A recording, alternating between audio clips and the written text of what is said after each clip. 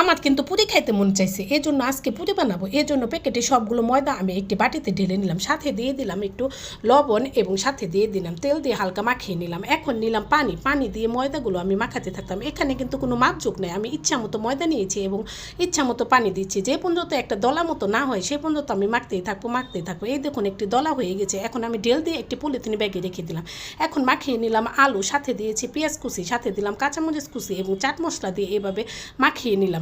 এখন পলিথিন থেকে বের করে নিলাম সেই দলাটা, সেইটাকে আবার বের করে আমি যাইতে জুইতে চাইপে চুইপে আবার মুইতে নিলাম এবং লম্বা একটা বাঁশের মতো বানিয়ে নিলাম।